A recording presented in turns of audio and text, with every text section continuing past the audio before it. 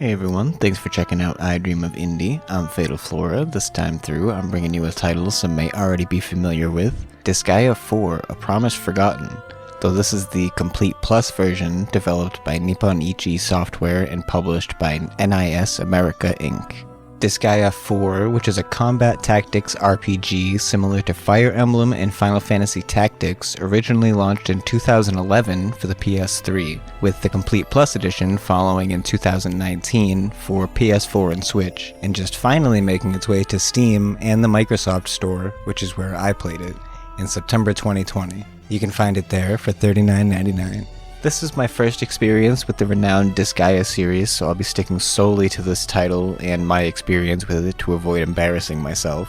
The plot is very long and intricate, so I'll stick to the basic premise, which can seem silly on the surface, but holds a lot of heavy political subtext and is definitely more than it seems at a glance. Set in the Netherworld, Disgaea 4 follows the story of Lord Valvatores, a once feared vampire who now lives in Hades, powerless, and holds the lowest ranking position there. Prinny Instructor. Prinnies are sinful humans reincarnated as what most consider the lowliest of the monsters in the Netherworld, though many, like his longtime servant Fenric, think Valvatores to be wasting his time with the Prinnies. He vows to follow through on his promise to train them.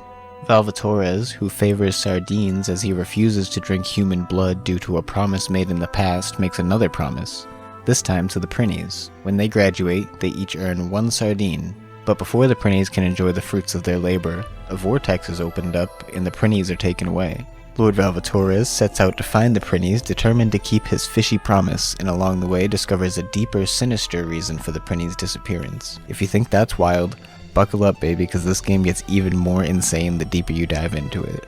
The controls in combat are standard to a tactics game, with a grid layout and characters each taking up a space and able to move a limited number of spaces each turn.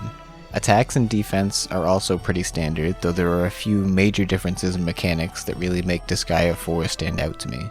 Along with basic combat, you can link attacks of adjacent units, and you can also use evilities, which are just abilities with an evil twist, which you can unlock with mana gained from battle. You're also able to lift and throw allies across spaces to cover distances, even picking up multiple allies at once to form a tower. The combat here gets real creative, and there are so many different possibilities compared to a standard swords and magic type tactics game. Another key difference in combat that I loved were the two unit types, humans and monsters. Humans are able to magic change monsters or transform them into weapons for battle.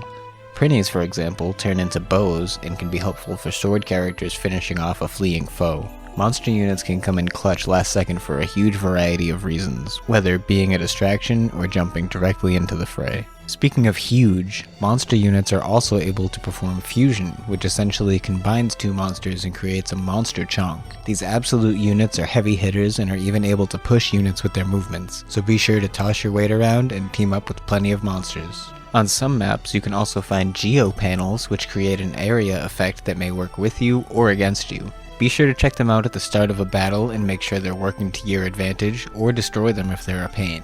If a geo panel is on a differing colored space from another geo panel when broken, it will turn all of the alternate colored spaces to the color of the broken panel.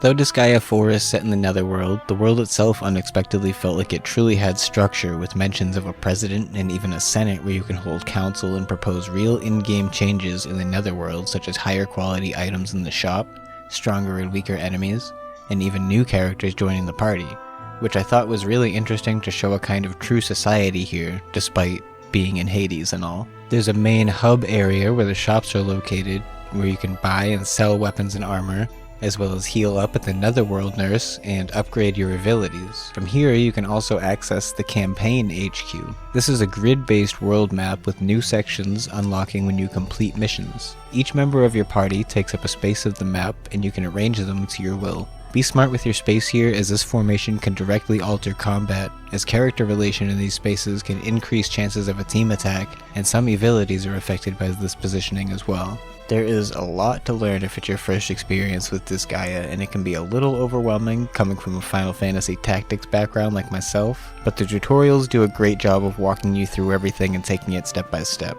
The combat, like I mentioned, has an incredible amount of creativity, which makes it a little less rigid than some tactics games, which can also make it harder at times, as there isn't ever one true formula for victory. I loved the anime art style, and it had a very fitting typical RPG soundtrack, which varied situationally, oftentimes with a bit of whimsy, as the game's great sense of humor was right up front at all times, although the plot had some pretty heavy themes at work as well. If you can stick it out through the learning curve, Disgaea is incredibly rewarding in the variety of solutions you can reach for each mission. With ways to affect the battles directly from outside of combat, it adds a crazy new layer of thinking and world building that honestly, most tactics games lack, which can make the world feel a little disconnected from the missions. Disgaea 4 does a great job of tying the whole package together and keeping everything fluid from mission to mission. And there's a ton of game here, as Disgaea 4 Complete Plus also includes all the original Disgaea 4 add-on content. Highly recommended to my Fire Emblem and Final Fantasy Tactics fans. I get a lot of hate for this, but Final Fantasy Tactics is actually my favorite Final Fantasy title, so I'm always eager to play a new tactics game. It can be intimidating, but Disgaea is quite a catch and definitely not just another fish in the sea. Again, if you want to check it out, Disgaea 4 Complete Plus is available on PS4, Switch, and now Steam and the Microsoft Store for $39.99. If you're picking up Disgaea 4 Complete Plus, let me know what you thought in the comments. If you're hyped about that new Disgaea 6 announcement, let's talk about that. Be sure to subscribe, join us on our quest to bring a voice to the voiceless ones in gaming to stay up to date, always bringing you the latest indie game reviews and previews.